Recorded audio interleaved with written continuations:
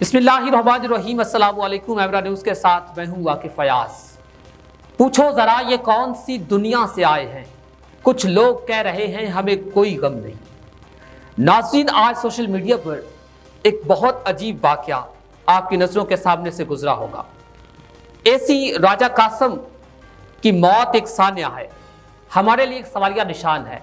John Thompson ने कहा था कि जिंदा कौमें सवाल करने की ताकत रखती हैं, वो सवाल उठाती हैं, वो सवाल पूछती हैं। जब भी किसी माशरे में कोई खराबी पैदा होती है, कोई भी शख्स माशरे को बिगाड़ने की कोशिश करता है, तो वो जिंदा कौमें सवाल करती हैं और उनके सवाल पर कभी सवाल नहीं किया जाता।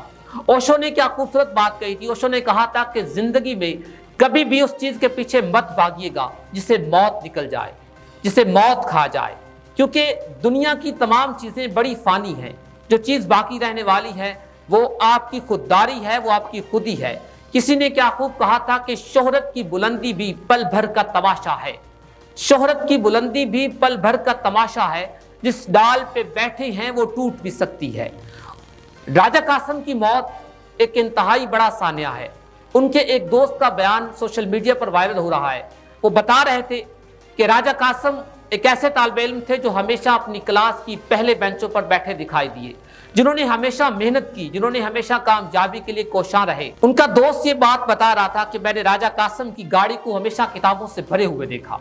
वो हमेशा किसी किताब के साथ मुंसलिक रहते थे, हमेशा कोई नई बात तलाश करने की खोज में रहते थे, लोगों को उम्मीद की किरण दिखाते थे, हमेशा बुलंद हौसला शख्स थे।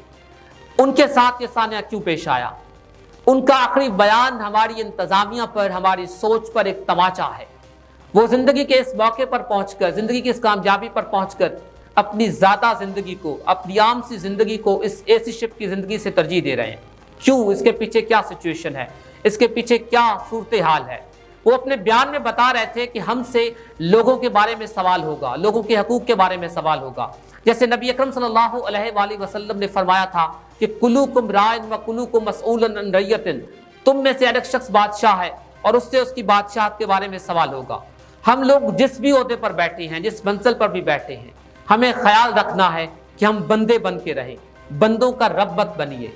जैसे कि नबी अकरम सल्लल्लाहु अलैहि वसल्लम एक मरतबा खाना काबा का तवाफ कर रहे थे और आपने खाना काबा को मुखातिब करते हुए फरमाया था कि मुझे कसम है रब्बे काबा की, अगर एक तरफ तुझे मस्मार किया जा रहा हो और एक तरफ किसी इंसान का दिल दुखाया जा रहा हो, तो मुझे उस इंसान के दिल दुखने का गम तेरे ढाए जाने से ज्यादा होगा।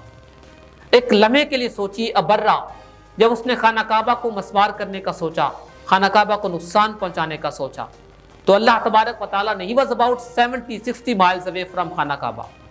खाना काबा से वो 70 किलोमीटर के या 60 किलोमीटर के फासले पर था जब परवरदिगार ने उसे इबरत का निशान बनाया। अबाबील के जरिए अल्लाह तबारक व तआला ने उसके लश्कर को निस्तो नाबूद कर दिया और पूरी दुनिया को यह बता दिया कि इस कायनात के अंदर बादशाही ताकत सिर्फ परवरदिगार की है। हम लोग सिर्फ कठपुतलियां हैं जिन्हें इस्तेमाल होना है। खुदारा अपनी ज़मीर फरोशी मत कीजिए। राजा कासम की मौत एक बहुत बड़ा सान्या है। हमें सोचना चाहिए हम लोग किस हद तक ज़मीर फरोशी में उतरे हुए हैं। हमें खबर नहीं है कि हमारे गरूर व तकब्बर का सूरज बहुत जल्द गरूब होने वाला है। किसी ने क्या खूब कहा था कि आसमान अपनी बुलंदी पे इतराता है, आसमान अपनी बुलंदी पे जो इतराता है भूल जाता है ज़मीन से ही नजर आता है। हम किसी भी मकाम पर खड़े हैं, हमारी वैल्यू बहुत मुख्तसर है। जनरल ज़ियाउल हक ने एक मरतबा दादा साहब का दौरा किया, तो वहां पर जब वो दरबार पर सलाम के लिए हाजिर हुआ तो उसने वहां पर एक आम मलंग से सलाम किया। उसने अपना हाथ सलाम के लिए बढ़ाया तो उस वक्त उस मलंग ने सिर्फ अपना एक हाथ आगे बढ़ाया। जनरल ज़िया ने कहा कि मैंने अपने दोनों हाथ तुम्हारी तरफ बढ़ाए हैं, तुमने ऐसा क्यों किया? तुम्हें खबर भी है मैं कौन हूँ? तो उस मलंग ने यह कहा था कि मुझे खबर है कि तुम कौन हो, तुम जनरल ज़िया हो। तो उस पर उसने कहा कि तुम्हें अपने जनरल से बात करने का तरीका नहीं आता। तो उस मलंग ने कहा था कि जनरल साहब, आप जैसे हजारों लोग आए दुनिया की तारीख पर और चले जाएंगे। उसने एक शेर सुनाया था, उसने कहा था कि हजारों बादशाह बदले, हजारों सल्तनतें बदली, न बदली है न बदलेगी हुकूमत मेरे दाता की। तो इस कायनात के अंदर बका किसी शख्स को भी नहीं है। आपका कोई भी ओहदा है उसे खत्म हो जाना है। अपने ओहदों पर रहते हुए इतना जरूर ख्याल रखिए कि कोई शख्स, कोई बंदा अपने रब से तुम्हारी शिकायत न कर दे। इसके साथ ही अपने मेज़बान आकिफ फयाज को दीजिए इजाज़त। अल्लाह ने के बाद।